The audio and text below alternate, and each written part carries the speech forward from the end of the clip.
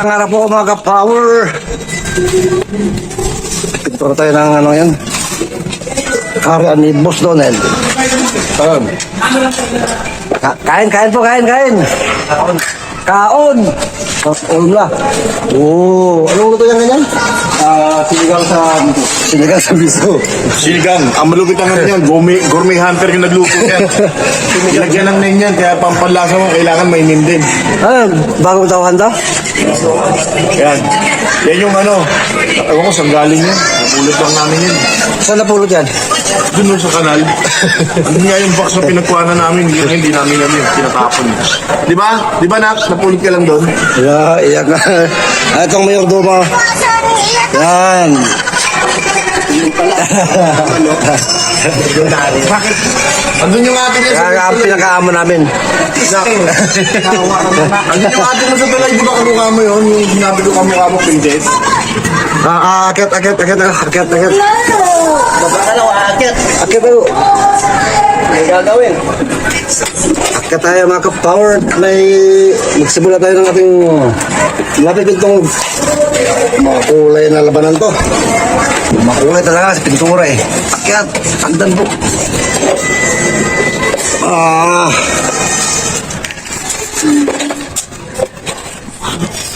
Problema. Tabla. Problema. Ya.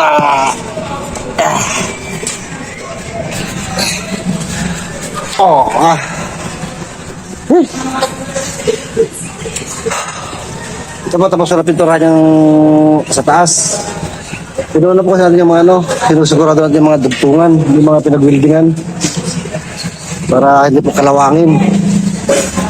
Yan po ang buhay namin sa mundong ibabaw.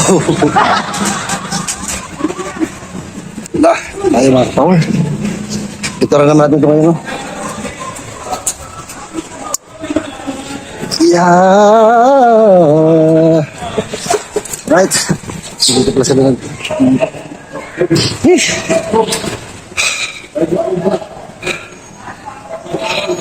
Kuryente.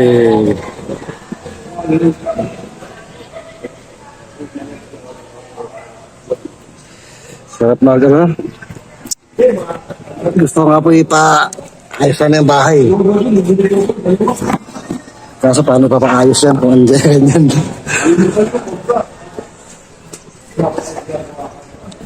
May ano pa dyan, kaya gusto ko ipasikan po sana. Kaso wala eh, ano dyan? I have no right. Oh no! Pagod. What? Pagod na kayo gagakad pa lang. Mabihira. Ito po mga nagdala natin ang mga pinag-buildingan. Right. Ay, ayos ko muna mga power ang ating gamits.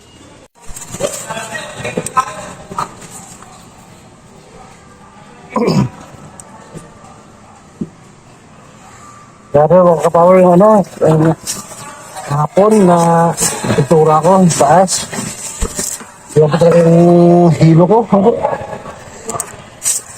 Gumawa talaga ako. Pumihirap talaga ang mundo. Ang mundo natin. Oh yeah. Sa hanggang ibabaw. Oras na pa. Tanghali na po. Mga alas 12 na yata.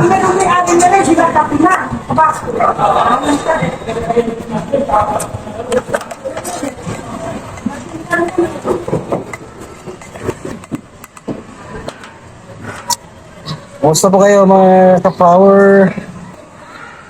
You have no right. Mel, wala yung brass? Meron?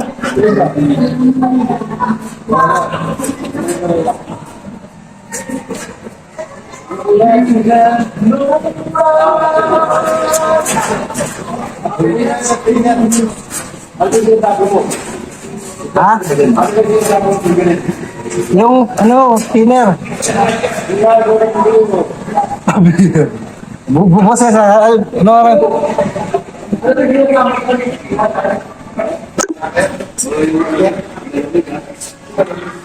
Bili pa tayo ng thinner, mga kapower.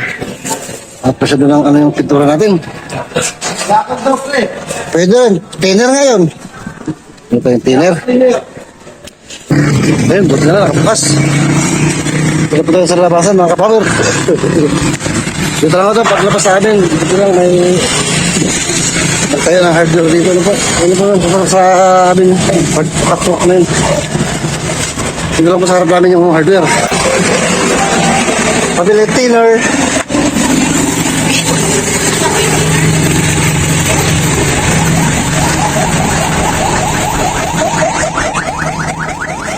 Uy, living. Saka sa labas, yung dito sa... Ay,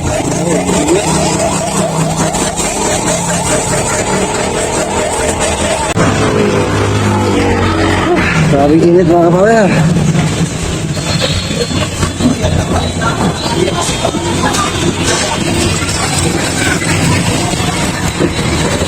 Sa construction kasi ano tayo ginagawa kaming yan. Kasi masyadong madumihin pag construction yung trabaho natin. Ano po? Kaya ginagawa natin yung pangtrabaho natin. Yun ang tinunod pangtrabaho natin.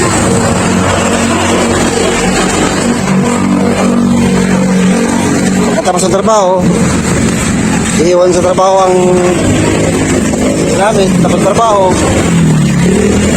isang iba, uwi, gano'n. Kinabukasan, pagpasok, para sa trabaho, tanggalin ang suot na naman, isuot na naman yung pinang trabaho. Kahapon, ibang trabaho talaga ka. Kaya pag nagawa kasi, once na nagkaroon ng problema yung natin gamit, hindi na po aayos, hindi na malilinis, gano'n. I-dispose na po after ng project. Yung iba, pag na pintura, kaya di na pwede pakinabangan din.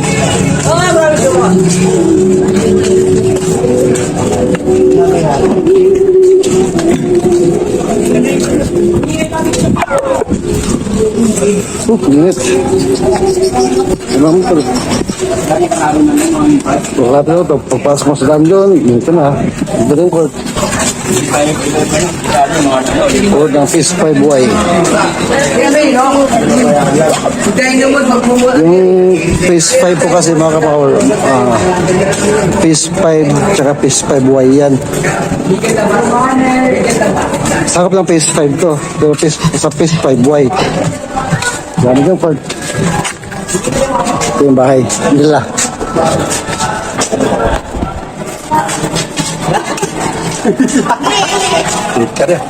Sige na, magkano yan? Ito. Tandaan? Tandaan. Bilang mo, magkano sa pre? Hintayin mo na lang. Mura lang. Kailangan matapos mo yung boss ha.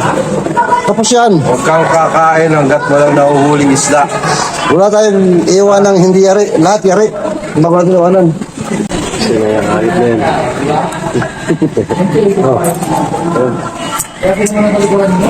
Alright. Akyat ulit!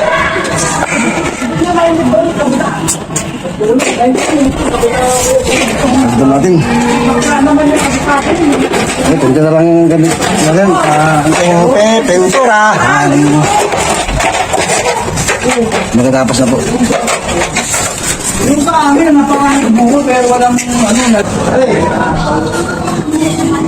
Mauna ka ba dyan? Huwag ka mauna. Diyan ka na mauna. Dito na, bakit? Dito sa akin, sa baba. Hindi ba kaya na dito? Kaya pintura natin, ha? Hindi kaya ano. Kaya ka, nagyan po. Para lang ano eh.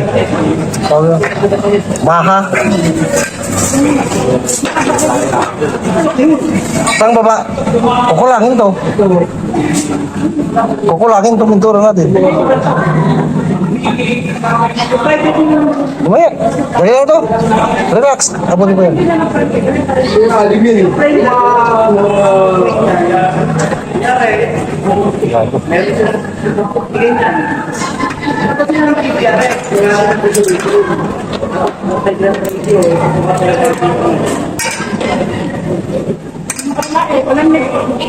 Alam ni Frederick Nay.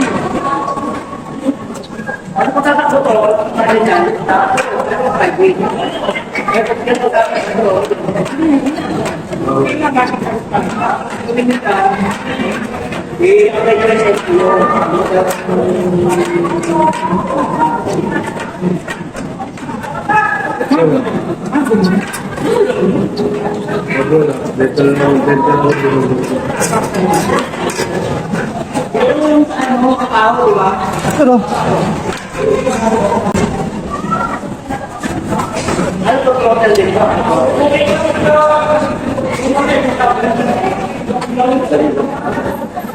Namuok tuloy.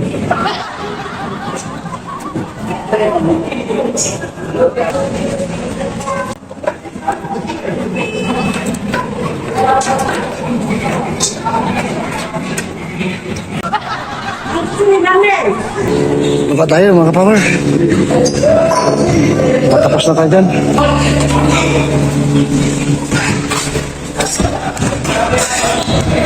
Tapos na po mga ka-power. Hindi lang mga ano eh. Siyempre may ginagawa pa sila. Di pa naman nila tapos yun. Pagkatapos nila yun. Pintarang pang yun.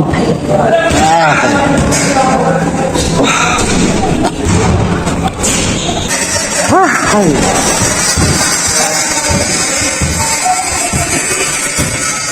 Tatlo ito, magkakatabi ng ano, bahay na ito na paayos. Doon. Dito. Katabi ng bahay nila. So dito. Yan. Sila pa second floor. Sayang nga eh, kung dito sana ako ngayon. Bahay na to. Dami na nasira. Walang malasakit sa bahay. Kawawa yung bahay na tinayo ko.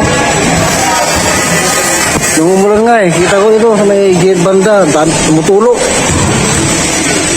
Walang nag-ayos, walang nag-asikaso.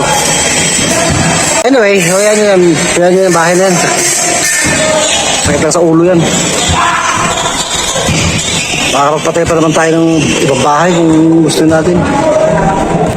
Kung kailangan nila yan, di kabila na. Baka dyan pa sila yumaman.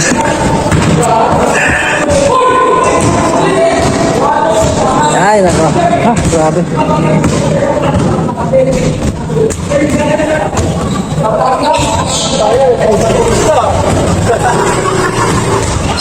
Ito po yung may-ari ng ginagawa. Hataw eh. Kaya po, kinakapatid ko. Kasi nanay niya, hininang namin. Abag niya ng bag. Diyan namin sa kasal.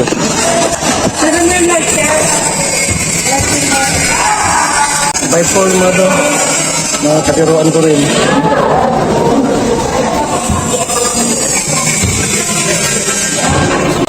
Mga po mga kapalar eh.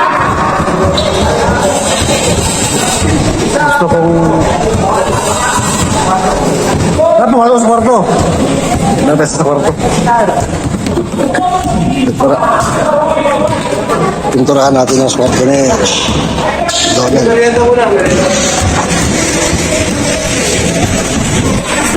Ay, Diyos! Bili po merenda.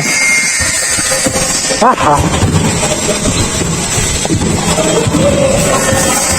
Balik nga po ano. Gusto ko talaga umuwi sa province, mga kapawer.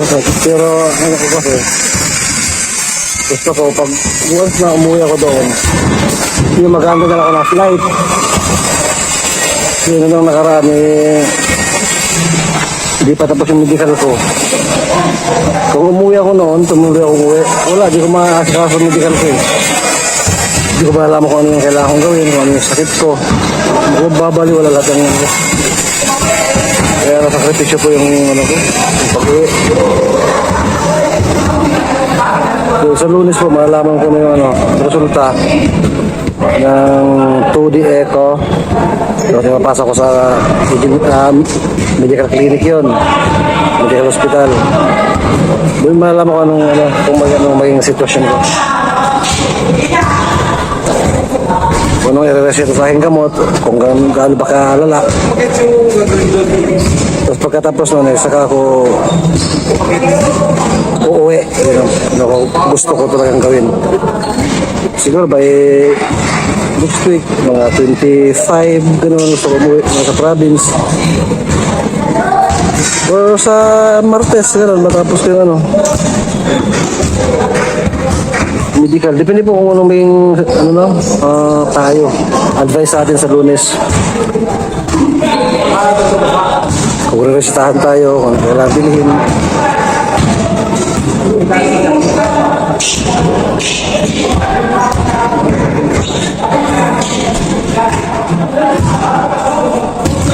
Tapos mobile ka ng pataya rito pagka ano, yung tatawag ng agency para sa PIDOS then flight. Dito sana gusto ko para makapag-relax ako doon. Kasi kung umuwi ako last week, hindi ako makapag-relax kasi kailangan ko makasasuhin ng medical ko. Paano yun? Hindi na makasasuhin sa abroad, di ba? Kaya tinapos, sarap po dito muna. Saka ko. Ganda po. Ano to? Kamote. Kamote Q. Kamote po. Oh, mga kabayan mo OFW dyan. Sinakamis. Kamote Q.